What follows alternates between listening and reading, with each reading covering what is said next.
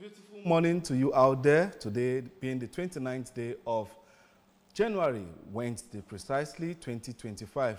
I am Ajulu Chukwu Okabwe. As we all do this morning, this is Press Review on ABS TV, and we have a whole lot to entertain you with. I'm not alone in the studio. I have my co-presenter here alongside me, and at the appropriate time, we definitely will bring you up to date with what we have for you on our ABS website and the dailies that we have. We want to talk much about and get to know what's trending in Nigeria as they affect you and I. Don't go anywhere. The show is about to begin.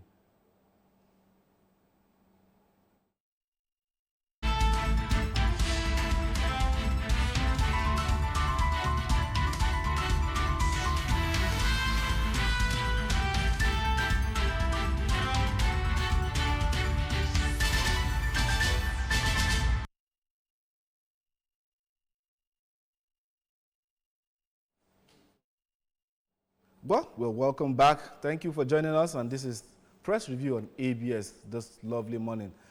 IJ, how are you doing this morning? I'm doing very well. Thank you very much. Always looking radiant. Do I have a choice? I'm Ijama Uche, and this morning we'll have stories coming from our website to look at, and then other stories will come from the front pages of the newspapers available for us today. AJ. Yeah, let's begin with the Anambra website. ABS website story. And the first story we have this morning is domestic violence. Mrs. Soludo delivers foodstuffs to children of women burnt to death by husband.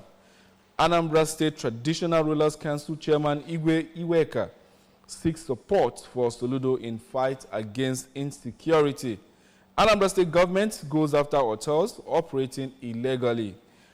ABS MD Mooloku assures NUJ of partnership in capacity building of members.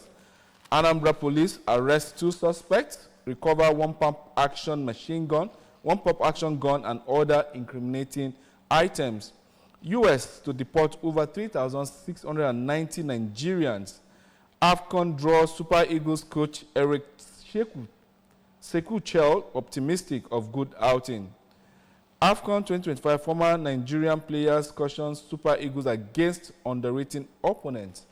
EU to strengthen partnership with Nigeria. Denmark unveils plans to boost military presence in Arctic, North Atlantic region.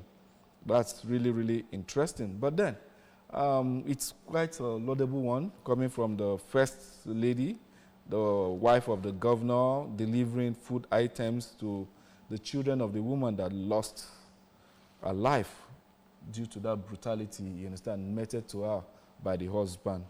I believe with the succor of food items will come other essentials that those children will definitely need in order to grow with the absence of their parents, because the mother is no more and the father is definitely going to face the long arm of the law for that dastardly act.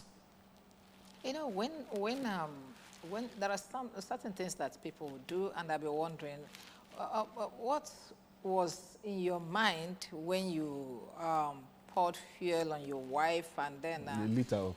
And lit her up. That you're going to do that and go scot-free, just like every other criminal activities. You think you can do this and get away with this. And now look at what they have put the family into, the children into, okay? They have become kind of destitute, living in the mercy of people and government. That's too bad. Yeah. Anambra State government goes after hotels operating illegally. Well, talking about generating funds and then making the states prosper.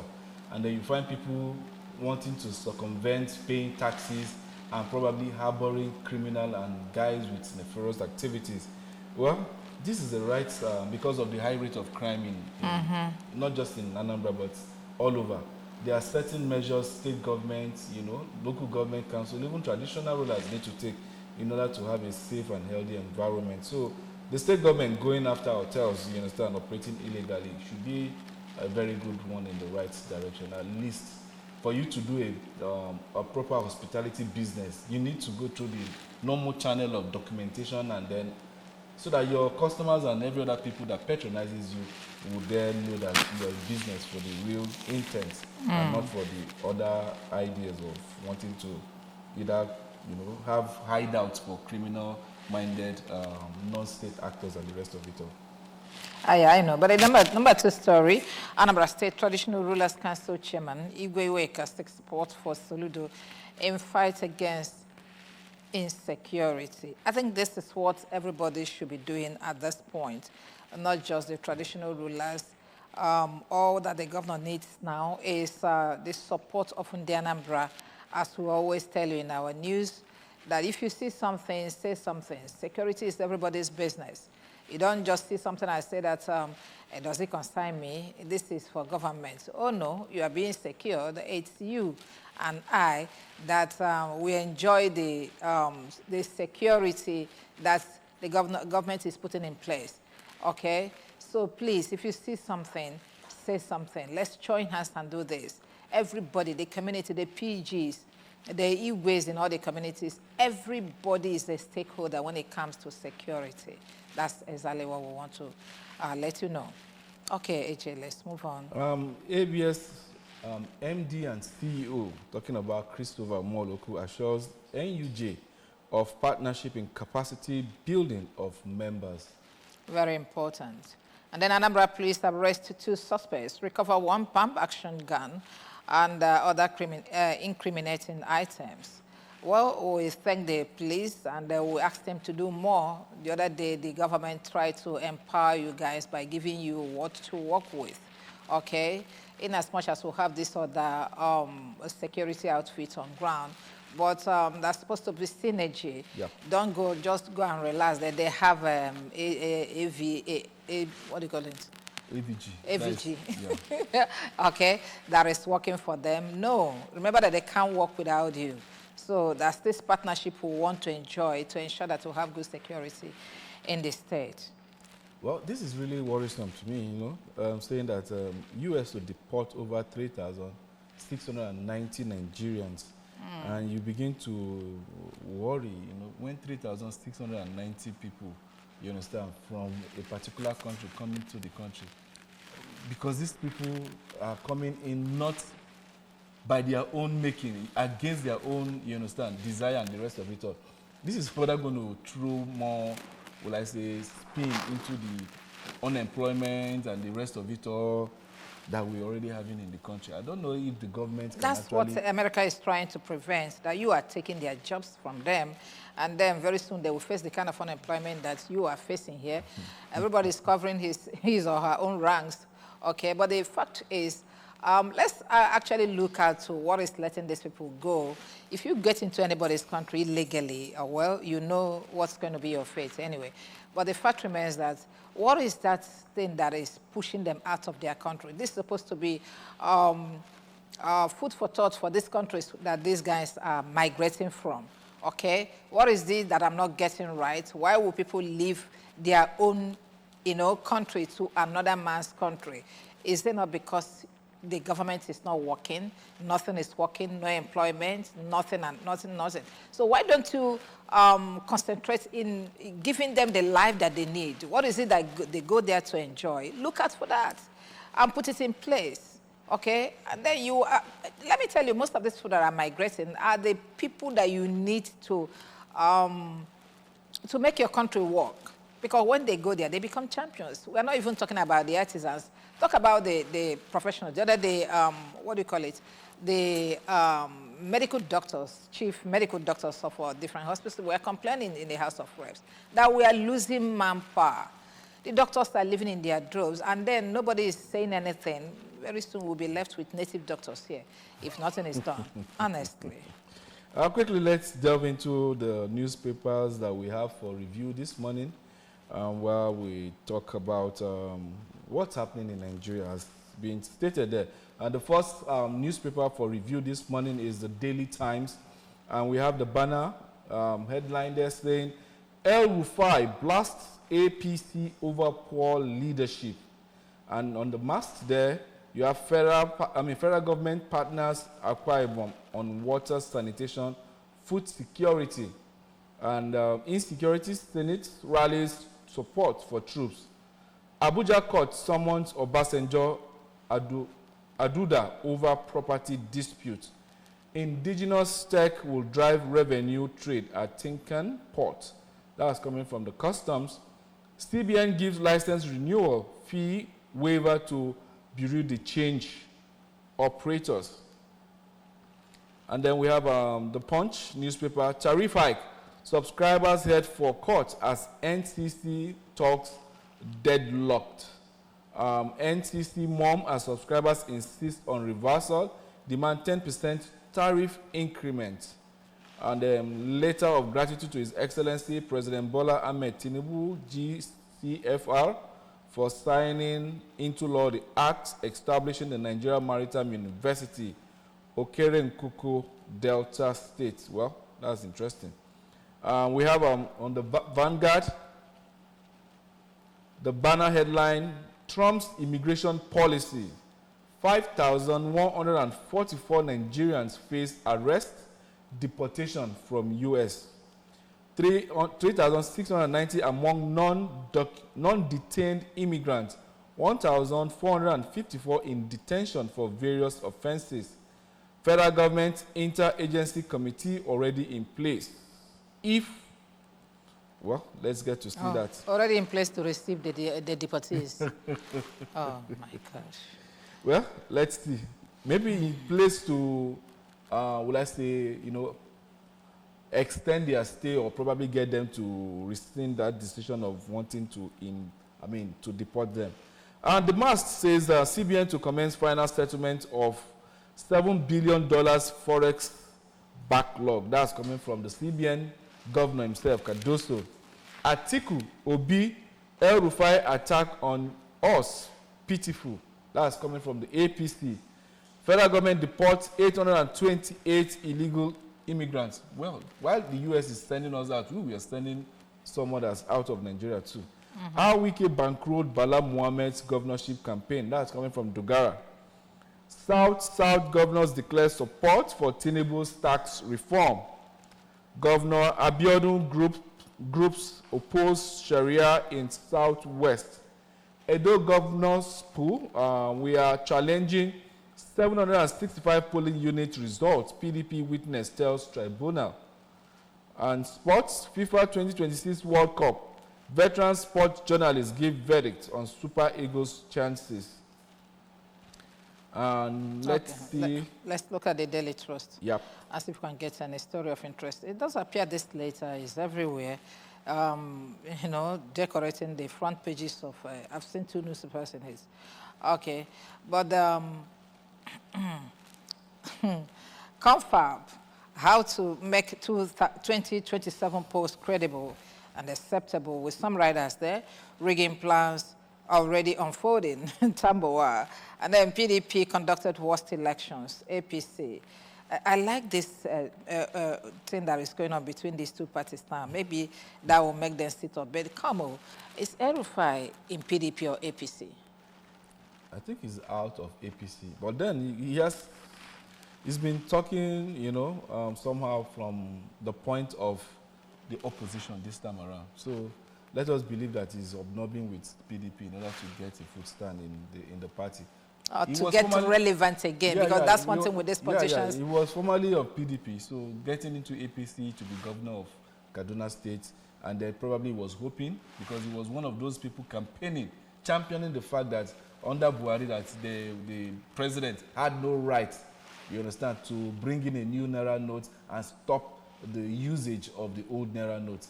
He and 2 other governors were the ones that went to court and then got that court injunction to... That was during Buhari. That was during, that's what I'm saying, but he was under APC doing that thing, under Buhari. Now, awaiting Tinubu to give him a ministerial post or one juicy post, and that never came.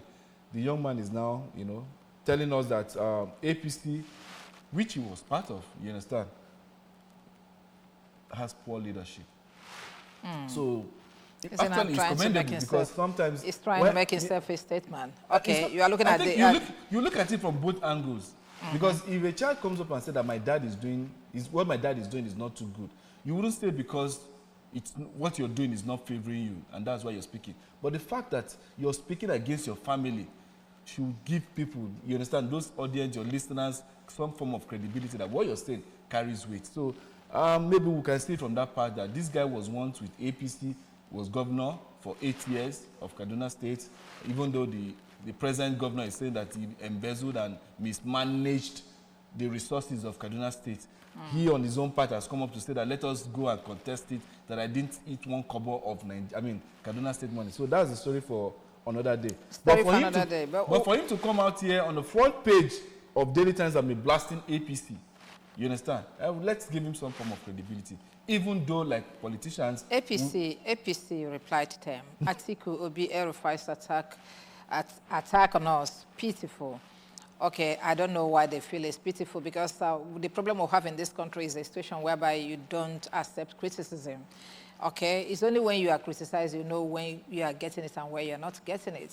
But the fact remains, but where I'm going with this story is, what is this romance all about? 2027. I know. And are we looking at a merger? Because they're from different parties. Atiku is from PDP, Obi is from LP, and then El-Rufai, I don't know where that one's from. Okay, and this latest romance of attacking APC, are we seeing a bigger merger to face APC in 2027? Well, Obi has come up to say that he is not out there to form a coalition in order to grab power. So believing that he has the mechanism or he wants to do things alone. You know, prior to the 2023 elections, you understand, that brought Tinubu into power, there was this talk of merger between NNPP and the Labour Party. The discussion went very, very deep, wanting to know who would step down for the other. But that never actually came up. So probably the reason why most politicians are beginning to think that the APC had it their way was because there wasn't a strong opposition. Imagine the vote that was split across board for Tinubu, Kwankwaso, and Obi, for Tinubu to, Atiku, for Tinubu to emerge the presidential winner and the rest of it all. So they felt if they can pull up that resources together and then fight a common enemy, probably that one will swing victory their way. But let's see if it works up, because there's still a time, we still have time, months, you understand, to still check out their permutations if actually a merger will appear. But for the meantime, let us enjoy this banter between the APC and then the opposition on why your leadership is poor after your president assured us that he will hit the ground running. And the only thing Nigerians can feel is pain. I know that. Pain. You know, my people will say that it's only a tree that will hear that it will be cut down and it is still standing where it's standing. APC is not relenting too, because I think what they're doing now is to make sure that they lit fire on that they boxed off all the political parties and people are moving in their drum over to to APC. Okay, by the time they catch all your strong men from your parties and move them to APC, you will have nobody to work with. Yeah. Okay, so that's exactly what we're looking at. But there's something I want us to look at here too. Yesterday, I read from somewhere this South North forum meeting in Bayelsa, and I saw something that really touched me. They said that they have, from the communique, they have said that they will want to float airline, South Regional Airline, and then railways, and a whole lot of things that they talk about. But it was this airline and the railways that really caught my fancy. And I know sometime in the past I have asked this question several times. The things that our states cannot get on their own, what about getting together to do it as a region? I started with the Southeast. There's this complaint here and there that none of the rails crossed here. But I know that if they come together and want to have rail lines in the Southeast region, it's very simple. They can do it. But there seems not to be this synergy among the governors from different regions, maybe because they're from different political parties. Sometimes you go to the meeting and your party will start warning you. What are you doing there? I hope you guys are not talking against us. You know, that kind of a thing. You are playing anti-party activities. They will start threatening you. Otherwise, what we cannot get as a state, let's try and see if we can get it as a region, because if you see what's going on in the South now, it's scary. Okay? If they succeed in building their region and they will become a very powerful region, and then you find out that what you think you are not getting from the nation, you can get it in your region. That's what we're encouraging people. Yeah, it's a very good one to say because such development can not only be done by state governments, the individuals, like minds, and business entrepreneurs. Because the Southeasterners are the economic engine that propels Nigeria. Because when you think about commerce, you think about the Igbo man and commerce. So if that is our main trade, our backbone, there is every need for us to interconnect with each other and then to create an enabling environment where our goods, manufactured goods, can be taken out of this place with effortless ease. If we can build a hub, economic, industrial, education hub, and then we begin to foster the development that we need. It's that time we stop this issue of marginalization and the rest of it all. You have what it takes in order to develop your place at your own pace. Nothing stops you, but like I keep saying, most of our politicians are more individualistic than they are collective into bringing development to the regions where they are ruling or governing over. If we have this think tank where we sit down and have a 30-year, 40-year development plan, even if different political parties find their way into power, but they know that there is a blueprint of development that we all have. The moment this person takes in, even if it's a different party, let us continue on that development plan. In no time, we'll definitely have a region that can compete with other countries out there in the third world, or probably in the second world. So I think it's something that we really need to look into, have that business connectivity in order to foster economic growth and human capital development. Very, very important, because that shows that the leaders are now thinking for the welfare of the people they are leading, and not just for their political parties or their personal gains. By the time you try to put things on ground, the things that will benefit your people, that simply means you are towing the right track. Let's look at this story from Punch. Tariff hike. Subscribers head for court as NCC talks deadlocks. Okay. Are we not part of the subscribers? I said that includes you and I. Your mates are in court, you are in studio. Apart from the fact that even the services rendered are not as good as they used to be. Honestly. You understand? They are not as good as they used to be because so many times you have transactions done and then it doesn't go. You even subscribe either through your bank or through airtime. You are talking of so many times. This morning we couldn't download the papers. Whether it's the court issue that is affecting us already. There is every need for us to actually iron out issues, when it has to do with subscribe, because people come up to tell us that data is oxygen that we breathe now. So if you're going to be paying extensively, you understand, for this thing, expensively too, So it should be something that the moment you're paying it, you're getting it. This thing is meant to be just easy peasy. So I don't know why NCC and our network providers. No, look at what we are saying. In the past, people have advocated. Why don't these network providers treat us the way they treat other nations? Okay, like if you go to other countries around here, they pay as they, subscribe. If I subscribe 7,000 naira data, it stays in my phone until it finishes. That's what I'm trying to explain. Not if I say it's 1 month. Once it's 1 month, everything is gone. Whether you use it or you don't use it. Okay? Pay as you use. Pay as you go. That's what they do in other countries. But who is supposed to talk for us? Is it not the legislations that's supposed to call these people to order? That's if there is no way that they are kicking front and back. Call these people to order. This is what we want. Give it to us or you pack. Or you go. They wouldn't want to lose that. Nigeria is a big market for telecommunication. You know what I mean? Okay? Yes, I know that. So bring your own argument on the table and then let them face it. What's going on? That's too much. We have, while we'll round up for the press segment, press review segment. The discussion segment is just a few minutes away. Don't go anywhere because the show still continues on the other side. I still remain Ajuruchukwu Okabui, and many thanks for joining us. And I am Ijoma Uche. Good morning.